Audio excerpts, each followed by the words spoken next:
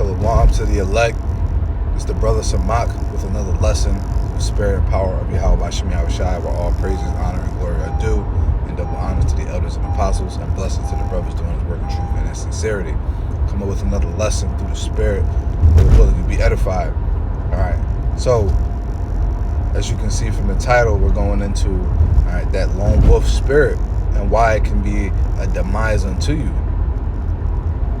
Right, there's a spirit that comes upon some men, some for the better, some for the worse, and I believe through the spirit that the Most High didn't really desire for any man to be alone, because one, it says in Genesis that it's not good that a man be alone, right? And I know that scripture was in regards to a woman that he made a helpmeet, a life partner, which is true, but at the same time, it's also not good if a man don't have any friends, if he doesn't have a brotherhood.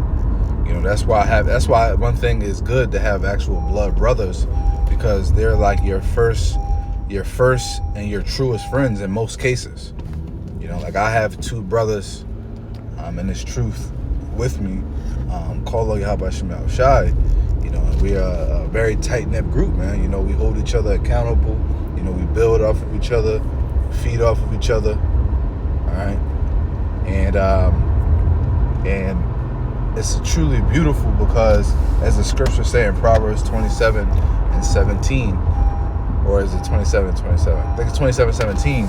It says, "Iron sharpen iron," right? And it says, "And a man sharpeneth the account of his friend," roughly paraphrasing. All right. So basically, when you have other men who that are like-minded, you can feed off of each other, you can grow off of each other, right? Because there's no such thing as being self-made in this world. I know that's something that's really big in social media, where everybody wants to feel like they're self-made, they're their own boss, they did it all on their own, they had no help. Well, I couldn't be further from the truth.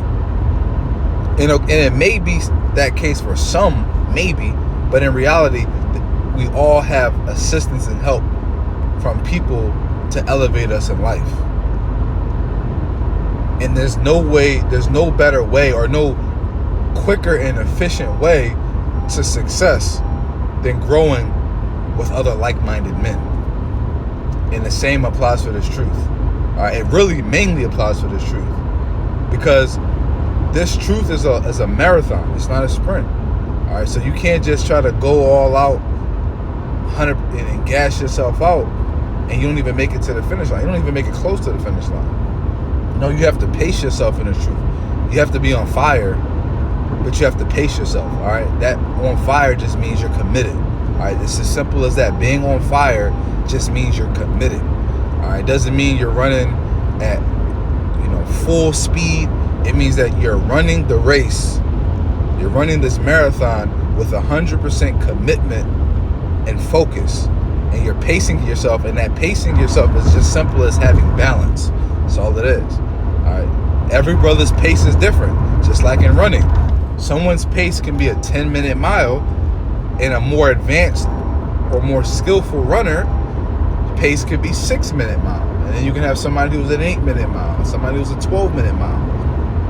But a runner is a runner, and all that matters is that you finish the race. I don't care if you run a marathon in 2 hours, or if you run a marathon in 4 hours. As long as you ran the marathon and you committed to the race and you gave it your best effort.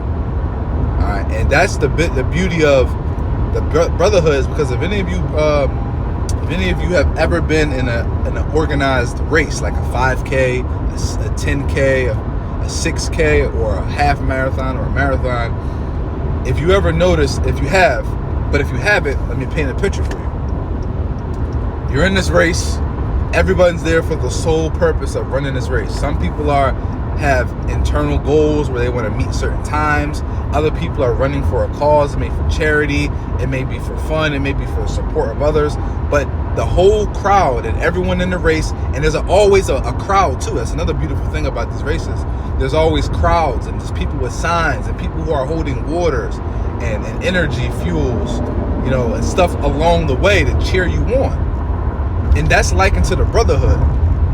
All right, we're supposed to cheer each other on and be each other's biggest fans or supporters.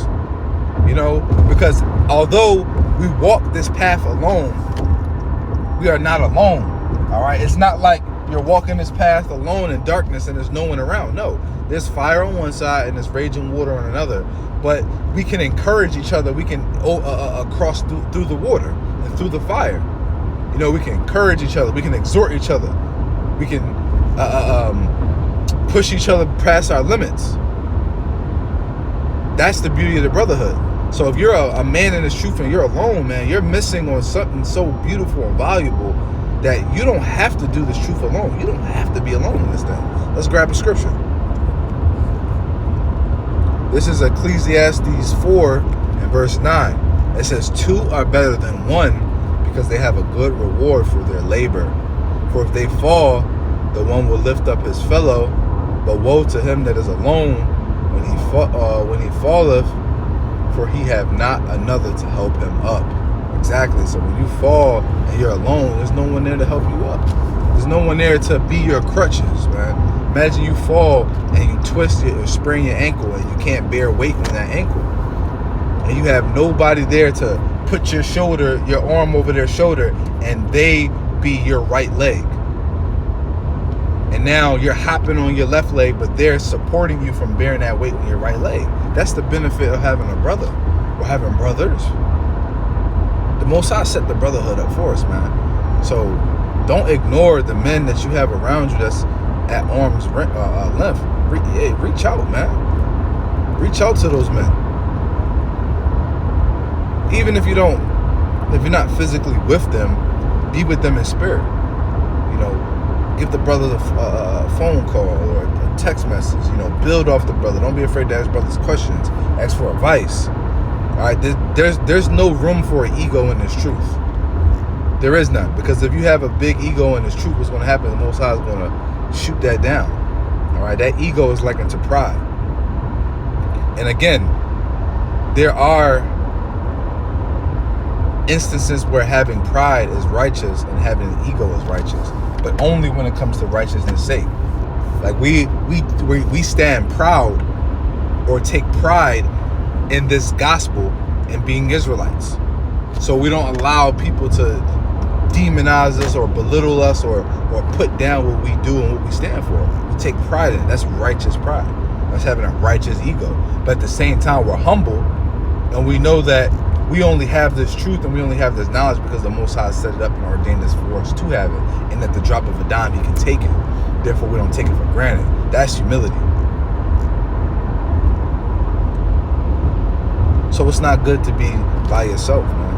You know, just when that woe and calamity comes upon you, and it surely will, you don't want to have to bear that alone, because there's men out here who are bearing a lot of trauma alone, and they don't have anybody to help exhort them or lift them up or give them guidance or encourage them. Sometimes as men, we need that, man. There's nothing wrong with needing encouragement. There's nothing wrong with needing correction or a little motivation. You can have all the discipline in the world, but sometimes you just need a little push, man. So let's jump over to this next scripture. This is Sirach 37:12, and I'm not going to make this video long. You know, I'm going to end off here on this precept. It says, "But be thou continually with the godly man, and thou knowest to keep the commandments of the Lord, whose mind is according to thy mind, and will sorrow with thee if thou shalt miscarry."